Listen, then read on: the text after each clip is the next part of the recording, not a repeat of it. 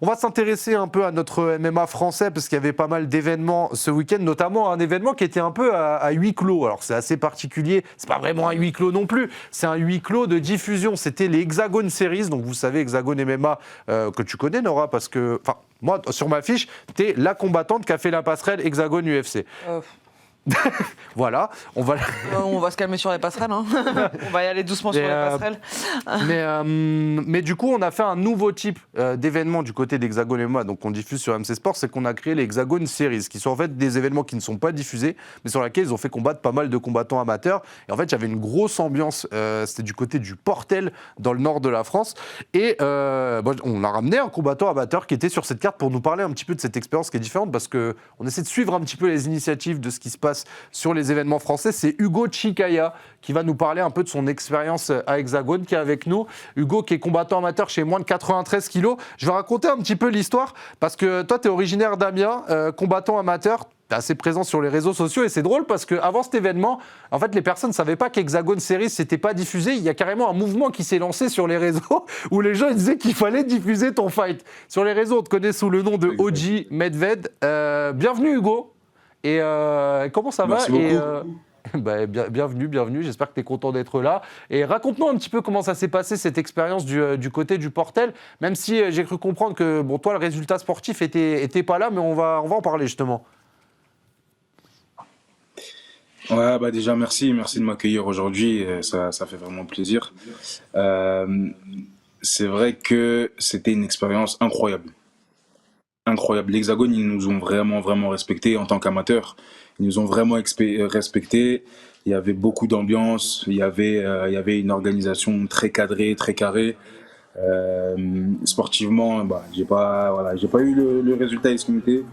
Il y a eu une décision un peu bizarre, un coup de genou illégal, un peu litigieux, mais bon, c'est pas une excuse, on est un amateur, on est là pour prendre de l'expérience. Mais sinon, vis-à-vis de l'organisation, c'était vraiment, c'est un privilège, on a bien été traité, énormément d'ambiance, le public de Boulogne-sur-Mer était vraiment présent, donc j'ai pris beaucoup de plaisir. Il y a ton cop de supporters qui est présent dans le chat Twitch, là, qui disent monter dans le train Medved. D'ailleurs, c'est quoi ce surnom, justement? Parce que là, on te présente comme Hugo Chicaya, mais en fait, tout le monde t'appelle Medved. C'est ça. Moi, ma nounou, quand j'étais plus petit, qui avait des origines russes, m'appelait Medved parce que j'étais un peu gros, voilà, un peu gros et chevelu, donc je ressemblais à un ours. Donc elle m'a appelé Medved et j'aime bien. C'est quelque chose qui me colle bien par le caractère et par la corpulence. Nora, elle est morte de rire. C'est un surnom qu'il a fait rire. Explique-nous. En fait, je suis en train de me dire, c'est vraiment un truc de tantine, ça, tu vois. Quand je vivais en Thaïlande, il y avait... Pardon, excuse-moi. Je sens l'anecdote, elle est folle. Où j'habitais, en fait, c'était une taille vraiment anglais limité. Elle m'appelait Poumpouille. Et Poumpouille, ça veut dire quand t'es un peu enrobé, tu vois. Je pense qu'elles aiment bien les qualificatifs et c'est encore plus affectueux, genre quand t'es un peu rembourré, quoi. Voilà, c'est ça. Écoute, maintenant on a découvert Poumpouille et Medved. Non mais Hugo, ce qui est assez amusant, c'est qu'on te retrouve dans plein de différentes situations en fait qu'amène ce MMA français, même francophone. On t'a vu dans des coins du côté du 100% Fight, qui est l'organisation de Hatch dans laquelle il y a beaucoup de combattants amateurs. On t'a vu aussi accompagner Losene Keita en République tchèque pour les doubles ceintures. T'es partout et on a aussi l'impression que t'es aussi là pour donner de la force à beaucoup de gens. Et c'est ce qui fait qu'aujourd'hui les gens ils te soutiennent. Raconte-nous un petit peu ça. Ouais, c'est vrai qu'aujourd'hui, et surtout pour les amateurs, c'est vrai que c'est important d'avoir cette force. Moi, je suis partisan de militer, pousser et soutenir les plus faibles, entre parenthèses, c'est-à-dire nous les amateurs. Donc essayer de nous donner le maximum de lumière et donner de la lumière à tous ceux qui travaillent, tous ceux qui charbonnent. Après, vis-à-vis de ma présence dans le MMA en général, en fait, je prends toutes les opportunités. C'est-à-dire que pour la Fight Week de l'Océné, voilà, j'ai des amis qui connaissent l'Océné et j'ai parlé aussi à l'Océné. Je connais un peu plus l'homme que le fighter et c'est une personne à qui bah, les valeurs me ressemblent, donc je m'attache. Et s'il va combattre demain à Hong Kong, je prends mon avion, je vais le suivre jusqu'à Hong Kong pour le soutenir. Et voilà, le MMA, c'est ma passion. Aujourd'hui, c'est toute ma vie. Donc à chaque fois qu'il y a une opportunité et que je peux la saisir, je vais la saisir. D'où ma présence un petit peu partout. Ouais, un vrai passionné. On sait que tu regardes énormément aussi tout ce qui se passe, que ce soit sur les réseaux ou autres, pour être au courant de comment les choses évoluent. Combattant à suivre, on a noté, parce que comme tu es chez les 93 kilos, on a un petit peu parlé en off, tu m'expliquais que toi, tu voulais pas forcément perdre de temps, que tu avais eu plusieurs galères qui t'avaient justement pas permis d'être très régulier et que là, tu avais envie de te lancer. En vrai, en plus, tu es dans des catégories assez lourdes dans lesquelles il n'y a pas forcément beaucoup de monde. Ça peut aller aussi très très vite dans le monde pro, etc. C'est ce que tu comptes faire là, potentiellement en 2025, on peut te voir chez les pros? 2025 chez les pros, ça serait très prétentieux de ma part. On a un circuit amateur en Europe qui est de très haut niveau. Et ça serait très bête de pas profiter. Ça serait très bête de pas profiter et de trouver un raccourci, un petit shortcut vers le pro. L'amateur, c'est le centre de formation. Il faut que j'en profite. On est en France, très gros centre de formation au niveau MMA. C'est à moi d'aller prendre le maximum d'expérience, de me prendre toutes mes armes, de faire le maximum de combats. Même si je dois faire 10 combats, 15 combats en un an, je ferai mes 10, 15 combats en un an. J'irai tourner partout, j'irai combattre partout, mais l'expérience, elle est vraiment clé. Le problème, c'est qu'aujourd'hui, il y a certains combattants qui veulent un peu trouver des voies un peu faciles et rapides vers l'accès en pro, et au final, ils sont exposés aux yeux de tout le monde. Et c'est vraiment pas ce qui va m'arriver. Je suis là pour charbonner et montrer pourquoi je travaille plus que les autres, et montrer que par mon travail, par ma détermination et parce que je monte dans la cage et en dehors de la cage, pourquoi je vais devenir le meilleur et pourquoi un jour je serai champion. Ok, Hugo, j'écoutais un petit peu Nora Alphand qui était à côté de moi qui disent.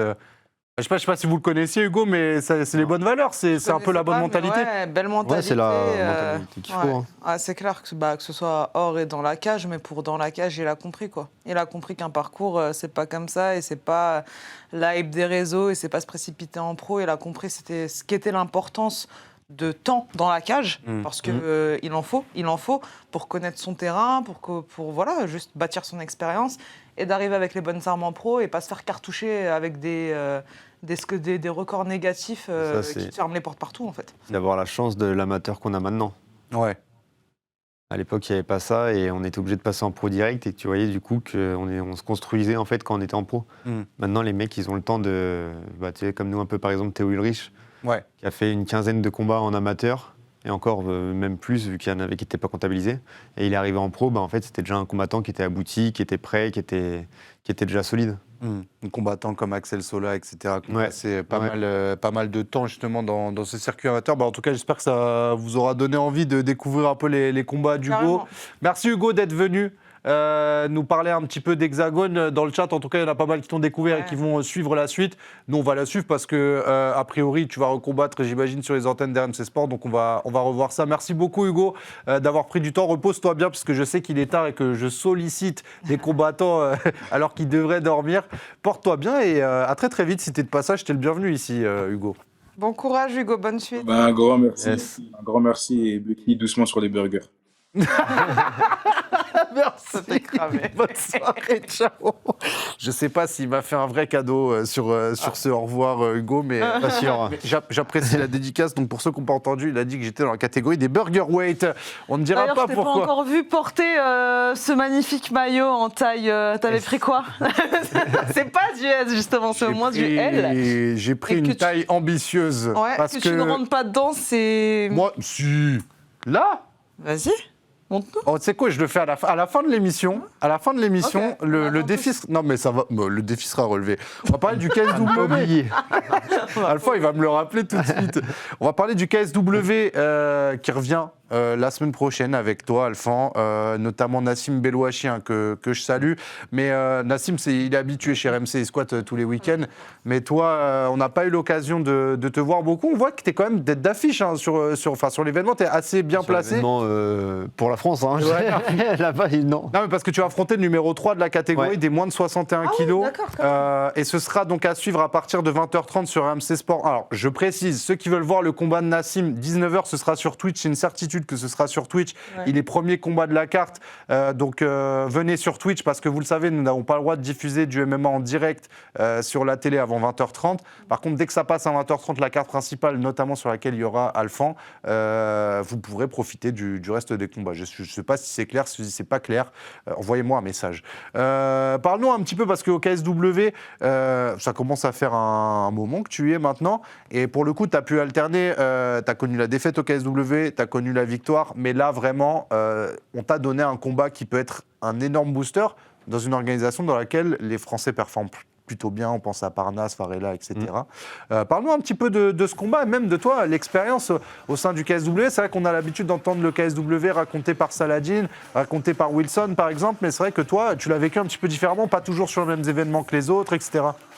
Non, le KSW, c'est vraiment le top Europe. Hein. Quand tu es combattant, tu vois vraiment l'organisation, comment elle est et tout, c'est ce qui se fait de mieux.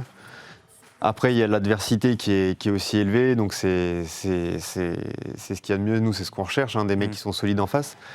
Et ouais, après, mon expérience, j'ai connu la défaite, j'ai connu la victoire à Paris, donc c'est vrai que c'est magnifique.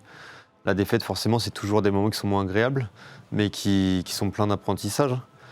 Et puis là, ils m'ont donné un mec qui est du coup plutôt solide, vu qu'il est classé 3e. Ouais.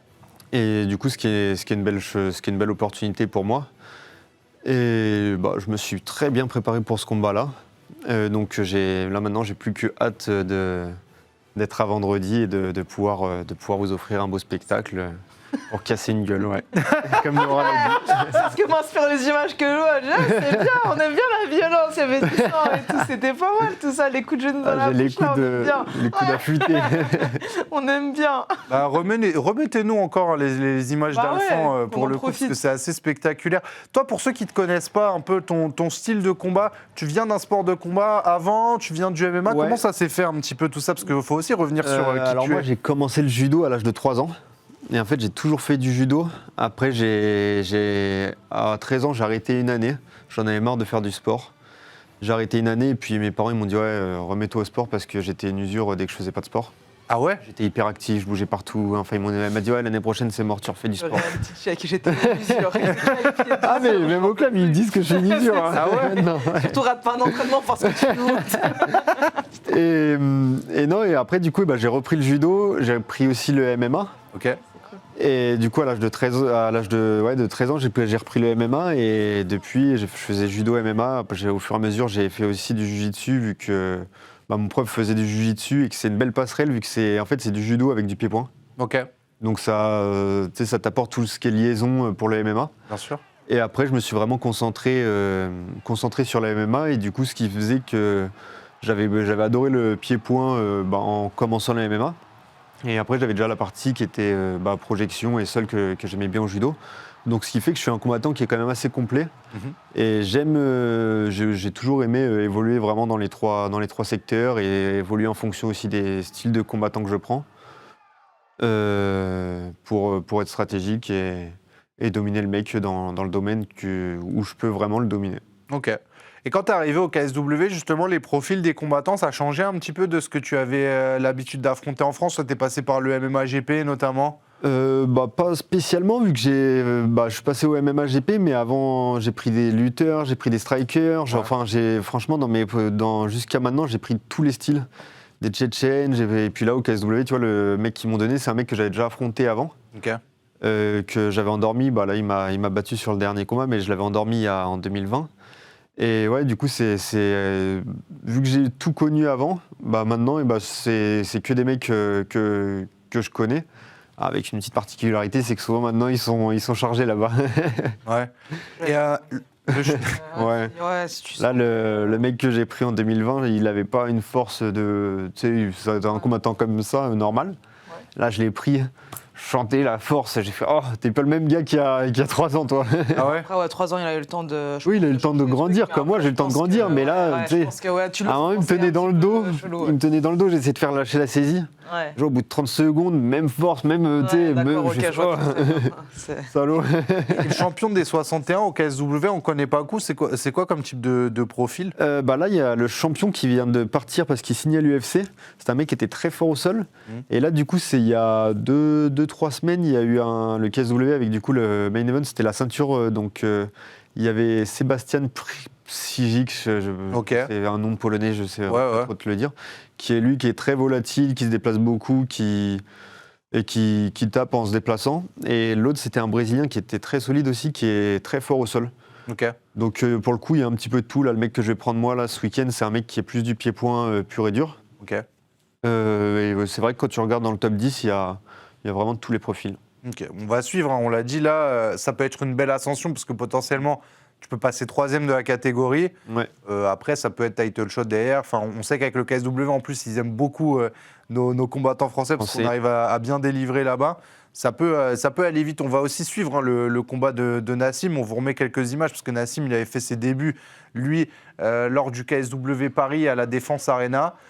Le regard très concentré. Tu connais un peu, Nora, Nassim, puisque vous partagez la même salle à l'US Metro. C'est d'ailleurs lui qui nous a ramené le magnifique maillot Team Cornell. Donc on le remercie. Oui, parfaitement. Hein, Celui que tu ne mets pas. Hein? Celui que tu mets pas. Celui que je vais mettre après. C'est celui que je vais mettre à la fin de l'émission parce que tout le monde attend de voir qu'il fit bien. Ouais, Nas, je lui ai dit dernièrement à la salle, c'est vrai que je sens grave un changement d'attitude et il est vraiment en mode laser focus, il est dans son tunnel et c'est cool, ça se voit qu'il en veut. Enfin, il est vraiment focus et le KSW, ça lui a fait du bien la signature, la victoire lui a fait du bien et là, il est vraiment déter. Ouais, il a enchaîné. Et puis là, ça se déroule en République tchèque aussi. C'est-à-dire que nous, à chaque fois, on se dit, bon, KSW, vous allez partir en Pologne, les gars. Mais là, non, ils vous ont emmené encore plus loin, République tchèque. T'es déjà allé là-bas? Tu connais près, c'est plus près que la République tchèque que la Pologne. Ah ouais, bah franchement, je suis très nul en géographie et je viens de m'afficher devant la terre entière. Je suis vraiment désolé. Pour moi, c'est juste, en fait, c'est juste avant, mais en bas. Juste avant, en bas de la Pologne. Ouais, autant pour moi. Alors vraiment, je suis Il y a quoi, très 2 heures honteux de cette vol remarque. Et je vous rappelle bien sûr que la République tchèque est bien plus proche que la Pologne, si vous ne le saviez pas. Tu vois, Combien de différence kilomètres? Je pense qu'on est à peu près sur 300-400 km, mais c'est une question de perspective. Ça dépend, t'es où dans la France après, non, tu vois, c'est... Bref, le KSW, bien sûr, à suivre avec tous nos Français. Et finalement, même la old school qui commence à être bien implantée aussi du côté du KSW avec Amaury Wako, en plus de toi. On rappelle un peu qui on peut retrouver là-bas. On a eu la signature d'Alioune Naï aussi chez les 66 kilos. Maintenant, il y en a plein. Hein. Zakaria Amou aussi qui va arriver, même caté que toi, je pense. Zakaria Amou, ouais. Il y a les grosses têtes, après il y a Salah, il y a Wilson, il y a Laïd. Ouais. C'est vrai que Laïd aussi, je pense que ça peut aller très très haut pour les Zerouni. En fait, Hugo II, un Français qui lui vit en Pologne, du coup on le connaît moins sur l'Hexagone, mais qui est solide. Là, il y a eu tous ceux qui ont combattu au KSW Paris, et vu que du coup ils ont fait pas mal de recrutements, dont Amaury. Ouais. Où il va falloir s'accrocher parce que ça va être solide encore. Ouais. Et toi, l'idée, c'est d'aller chercher une ceinture au KS et après, tu dois évoluer encore au niveau supérieur, aller chercher une orga type UFC Ça dépend en fait. Oui, bien sûr, je me vois évoluer au KS et aller prendre la ceinture. Après, ça dépend. Hein. Si on me propose les bourses de Salah, que faire? Ouais. Non, mais après, c'est sincère. Oui, en vrai, faut savoir apprécier quelqu'un qui me dit attends, franchement, si on me propose, je sais pas, du 100 000 € par combat, c'est sûr que ça change la donne en fait. Carrément, en vrai de vrai, on est combattant, mais on vit, on a des factures à payer, c'est bien beau de dire ouais, je vais aller à l'UFC, mais si tu vas à l'UFC et que ils te font combattre une fois par an et que en plus de ça, tu as une défaite, tu vis pas de ça. Hein. Et le KS, ils t'ont déjà proposé de participer à des événements en France, etc. Ils t'ont conseillé parce que j'ai pas le KSW en avril, en France, qui était à l'Arena. Mais là, parce que j'essaie de te faire tirer un peu les verres du nez, parce que ça paraît d'un futur événement dans les prochains mois, par exemple. Ouais, on en a, pour l'instant, on n'en a pas parlé. Ouais. Je sais que normalement, il y en a un qui arrive là dans pas trop longtemps. Mais la carte, elle n'est pas encore annoncée, elle n'est pas encore fixée. Et puis, de toute façon, j'ai déjà l'étape Ouais, de ce celui-là. week-end à faire. Et puis après, on verra pour le prochain. Tu vas être accompagné Gaëtan Hurtel dans ton coin. Il y aura d'autres personnes, bien des sûr. combattants la old school aussi ou pas? Combattant, je sais pas. Il y a un autre Serraco, un mec qui vient tous mes fights. Lui, Ok. tous les mecs qui se disent à chaque fois que c'est à l'étranger, il y va, il prend son billet, il se déplace. C'est un mec, il est dans tous les coins avec Gaëtan. C'est grave un bon. Et puis il y aura peut-être Tamori, ça reste à confirmer. Ok. Donc à voir. Ok, on va suivre ça de toute façon. Ce sera sur MC Sport. On va vous remettre les horaires pour suivre ça sur nos antennes, puisque ce sera splitté en deux à partir de 19h sur la chaîne Twitch MC Sport. Ce sera sans doute sur le YouTube MC Sport Combat également pour le combat de Nassim Belouachi, combattant français, mais qui le dit, j'ai un style de Dagestanais quand je combat. Je lui fais son auto-promo. Et Alphonse Rochelab qui est avec nous face à Polichouk. Ce sera à partir de 20h30 sur MC Sport 1 sur votre abonnement.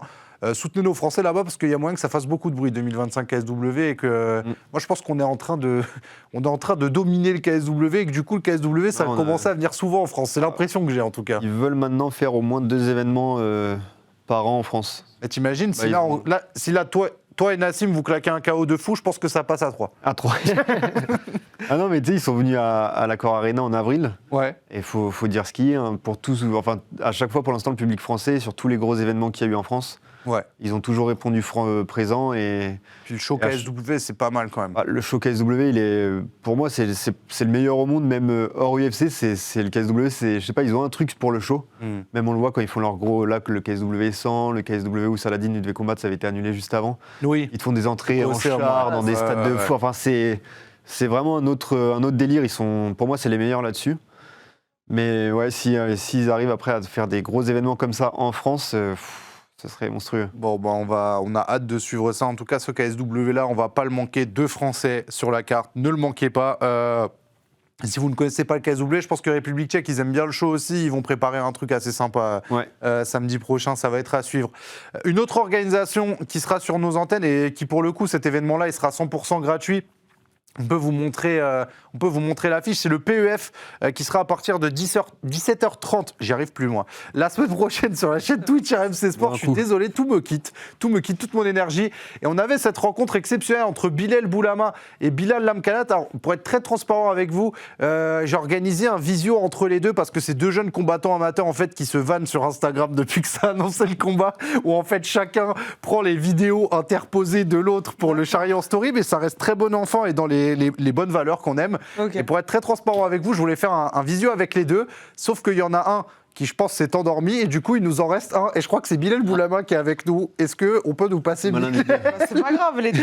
Mais du coup, Bilal... Vas-y, allume-le, t'as le champ libre. Là, Bilal, pour le coup, les absents ont toujours tort. Donc, visiblement, ton adversaire a fui le visio. Ça lui fait des arguments, ça y est. Ou sinon, c'est un mec sérieux qui dort à 23h30. C'est ça, Ouais. exactement. Vraiment, alors il prend tellement ce combat au sérieux, il sait que t'as un gros morceau et du coup il est déjà parti se reposer. Ah, je pense, il a bien raison. Bon Bilal, je te présente rapidement, j'étais encore à 19 ans, c'est bon? Ouais, c'est ça, toujours. Combat- Bientôt 20, là. Ah ouais, j'ai eu bugué. Combattant amateur de 19 ans à suivre chez les moins de 66 kilos qu'on a notamment vu affronter Alan Landouzi, mais qu'on a notamment vu gagner face à Noah Caruso lors du dernier PEF. C'était à Paris, Clichy Hall, et t'avais ramené tout un COP de supporters, énorme ambiance. Ouais, Là, en c'était fait, on va donner la thématique de ce combat, c'est un choc entre Bilal. C'est Bilal contre Bilal, mais concrètement, on peut dire que c'est un choc entre Bilal. Mais un combattant qui a un peu moins d'expérience que toi. Mais j'ai vu sur les réseaux qu'il faisait pas mal de bruit, notamment Bilal Chkitou, etc., qui l'ont mis en story ce week-end après un événement. Parle-nous un petit peu de ce combat, parce que j'ai l'impression que c'est un combat sous-côté amateur, et je pense que ça peut être un bon petit banger. Ouais, bah franchement, ça va être un super beau combat. Comme t'as dit, en plus, c'est un choc Bilal. Eh, attention, je m'appelle Bilal, c'est pas pour rien. À la fin, il en restera qu'un. Et ça sera moi. Ça sera moi le vrai Bilal. Mais ouais, en plus, Bilal, on se connaît un peu. Celui qui perd, il perd tout. Il perd sa crédibilité, il perd son Ok, prénom, il perd d'accord. tout, la totale. Change de place. Mais en plus, ça va être très bien le jeu des origines, tout ça. Moi, je suis algérien, lui, il est marocain, donc il y a encore un peu ce. Voilà, Ah oui, cette petite guerre, on va dire, Algérie-Maroc. Attention, moi, je suis là pour représenter mon pays. Attention, ça va être très sérieux. Mais ouais, sur les réseaux, ça fait un peu de bruit, là, combattu ce week-end, mais bon. Malheureusement, il a perdu. Malheureusement, il a perdu. Et bah, le week-end prochain, on va combattre. Il va être sur 2 défaites d'affilée. Ça va être compliqué pour lui de remonter la pente. Mais voilà, ça va être un beau combat, de toute façon. Ça va être quand même un beau combat. Je crois que je sais pas si tu as gagné une supportrice en la personne de Nora Cornal, mais tu avais déjà t'as déjà bien Il a dit attaqué. l'argument algérien, c'est bon, c'est ça. Ouais, j'ai vu, je sais pas, je regarde le maillot, je retrouve les couleurs, C'est vrai, je me dis c'est deux vrai. franco-algériens, je ne C'est sais le seul pas. qui est présent, il a dit algérien, c'est bon, ça passe, tu gagnes. Maintenant, fais-nous honneur, parce que sinon. Nickel. Non, et du coup, je vais encore Non, te toujours, régaler parce je que vous présente. Bilal, pour le coup, j'aime bien parce que c'est combattant à hauteur qui est chaud pour tout le temps. Tu sais, il est partant pour tous les projets et il a déjà commencé à hyper ce combat. On va regarder parce qu'on a repris des extraits un peu de ce qui vous a inspiré sur les réseaux. Toi, tu as voulu vanner Bilal sur sa tenue un petit peu tradie. Donc, on va regarder la photo sur laquelle tu es inspiré. Je vais te laisser la parole. C'est que tu es allé le chercher sur cette photo-là et tu l'as vanné. Donc, explique-nous un petit peu. Et Ramzat. Alors, franchement, c'est simple. Parce qu'on parlait de combat de MMA, tout ça, on parlait de se faire la guerre dans la cage, tout ça. Donc moi, je regarde un peu ses réseaux. Après, je tombe sur cette photo. Bah, désolé les gars, mais je pouvais pas le prendre au sérieux. Je pouvais pas le prendre au sérieux. Il a un gros chapeau avec un perroquet sur le côté. Il a rien à faire dans la cage. Il a rien à faire dans la cage. Donc là, ça m'a fait un peu rire. Du coup, je l'ai reposté sur les réseaux. Et franchement, on s'est bien marré. Ouais, un peu gros le perroquet, effectivement. Je pense que c'est un aigle ou je sais pas ce que c'est. Mais voilà, on a un peu beaucoup rigolé sur cette photo. Non, franchement, il fait rire. Il est tout mignon. On a envie de lui faire des bisous. Je peux pas le taper, moi. Comment vous voulez que je le tape? Pas C'est bien pas possible. obligé. Hein, Je si peux tu veux pas. gagner. Ah bah, Non, ça c'est sûr.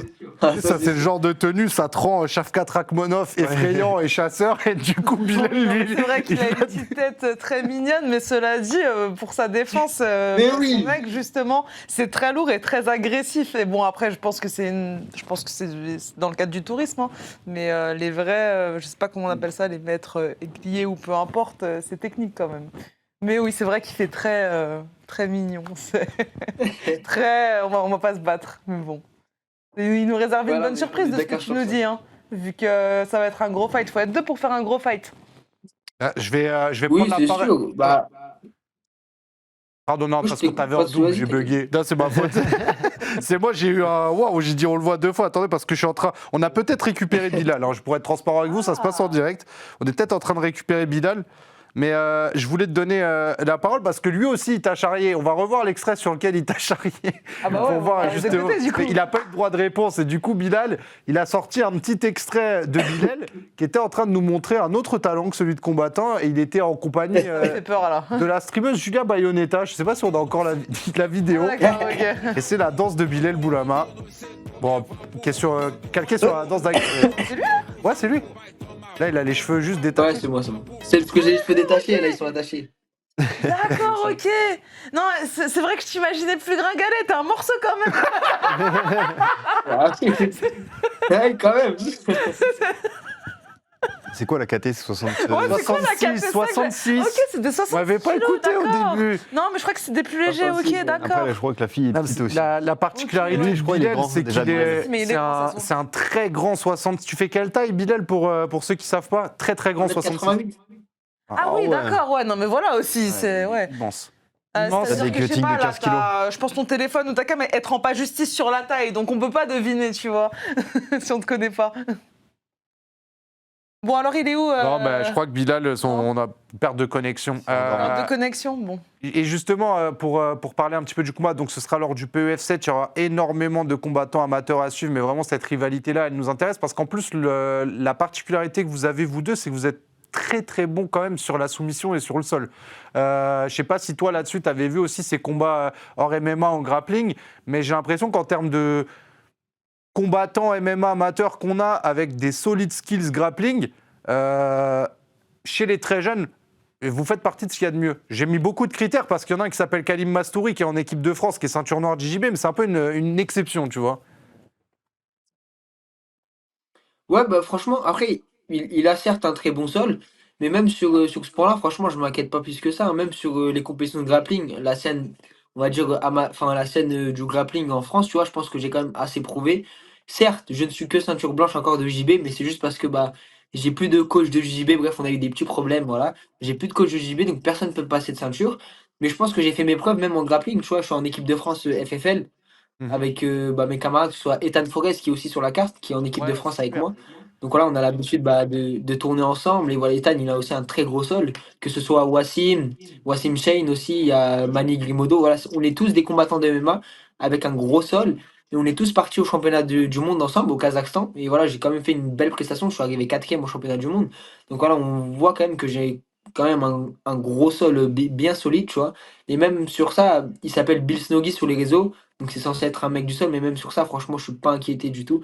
Je pense que j'ai un meilleur sol que lui. Bon, sur le striking, c'est sûr que j'ai un meilleur striking que lui.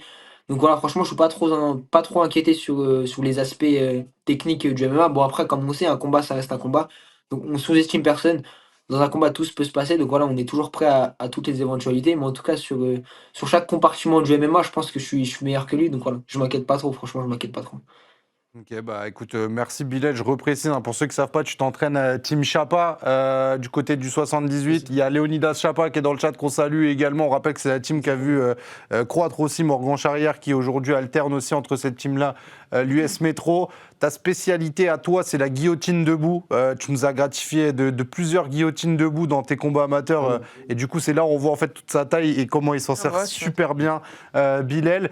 Bon, c'est dommage qu'on n'ait pas pu faire ce double visio, mais merci de t'être prêté au jeu en tout cas, Bilal. J'espère que ça a donné envie aux gens de regarder ton combat parce que ça va être un superbe événement qui sera 100% gratuit. Hein, le PEF7, il sera 100% sur Twitch. Donc vraiment, ne le manquez pas, il y aura le combat de Bilal. Merci Bilal d'être venu. On va suivre ça. Merci à toi. Merci à vous. Et grosse force. Et puis oui, s'il vous plaît, tout message, là, tous mes coachs de JJB là, sur les réseaux, etc., allez donner des ceintures à ces hommes et des gars qui sont en galère. C'est le moment là. Donnez-moi ma ceinture bleue. Il l'attend. J'en peux plus d'être ceinture blanche, j'en peux plus. Le combat, ce sera l'occasion de montrer tout ton niveau de sol et je suis sûr que quelqu'un te donnera la ceinture bleue. J'espère. Rendez-vous est pris. Ce sera du côté d'Em, dans le nord de la France. Merci beaucoup à Bilal Boulama d'être venu. Bilal Chapa sur les réseaux. Allez lui donner de la force, bien évidemment. Et venez très, très, très nombreux sur la diffusion gratuite du PEF7 qui sera sur Twitch. Bonne soirée à toi, Bilal. Repose-toi bien. À très, très vite. Merci, bonne soirée à vous. C'est gentil. Salut. Merci. Et grosse force au PEF, c'est parmi les nombreuses affiches amateurs qui vous proposent. On rappelle que c'est une organisation française qui est restée 100% amateur avec à sa tête Soeb Boafia et Linda qui fait un boulot exceptionnel aussi au matchmaking. Franchement, on a des très beaux chocs. Donc j'ai hâte de cette édition que je vais commenter avec Kabir. Je pense qu'on est bon sur l'émission, à moins que Tristan m'engueule tout de suite. Je vais remercier Nora qui est venue nous voir. Quel plaisir de t'avoir de nouveau. On a parlé Merci Fight à toi, Night, Sacha. Bercy, Vegas. Bon, on espère que tu nous raconteras une carte numérotée, un de ces quatre. Hein. Ouais, on espère, ça se passe bien. On va voir. Voilà, on va voir, ce serait sympa. Et puis, Alphand, le rendez-vous, toi, il est pris. C'est ce week-end. Ouais. Merci d'être venu juste avant le début de la Fight Week Merci à toi. pour nous parler du combat. Et bien évidemment, t'es le bienvenu quand tu veux. L'essayage, s'il vous plaît. Régie, je peux me lever et mettre le maillot ou vous allez me pourrir? Grec et consort. Donc, au bout d'un moment, il a fait l'acquisition de ce magnifique t-shirt qui était en édition limitée. Il en reste 6 au Il passage. y a une illusion collective, je pense, sur mon. Tu sais comment on dit mon IMC? Ouais, ton IMC, vas-y. Il y a une illusion collective sur mon IMC. Et vous allez voir. C'est que tu mets des pulls larges. Je crois que ça... je sens que ça va Non, être ça chaud, va rentrer, ça va rentrer. Le pire, c'est que je sens que ça va rentrer. Ah oui, Malgré c'est bon. ça. Malgré quoi? Bah, le pull. Le pull. Ah oui. Non, ils sont s'y attaquer, le mec. Malgré le. Malgré le grec qui pensait. Mon adolescence difficile. Ouais. Malgré quoi? Des moments. De quoi tu parles? Bravo, mais c'est qui donc avec- Faudrait que tu perdes un peu quand même pour le mettre tous les jours. Ah ouais? Ouais, je pense. Non. Voilà, regarde, monte comme ça. Regarde. Tu vois, j'ai Regarde, envie de c'est mettre pas des high kicks maintenant. T'as vu? Et des coudes. Normalement, des coudes. Et J'ai envie de mettre des couder. coudes tout à coup et des coups de genoux dans la tête. C'est exactement ce que Alors, j'ai envie de faire, les amis. Donc, je vais vous proposer, je vais vous remercier tout simplement pour cette émission. Je vous rappelle que le replay est disponible sur YouTube, plusieurs parties. Lâchez-moi un maximum de likes, de commentaires. Merci à tous ceux qui nous ont suivis avec leur abonnement à RMC Sport, tous ceux qui étaient en train de mettre le feu sur Twitch dans le chat. Vous êtes tous les bienvenus sur le canapé du Fighter Club Sunday. Le prochain rendez-vous, vous le connaissez déjà, c'est dimanche prochain, 22h30. Merci à tous pour la force. Passez une excellente semaine et reposez-vous bien. Ciao!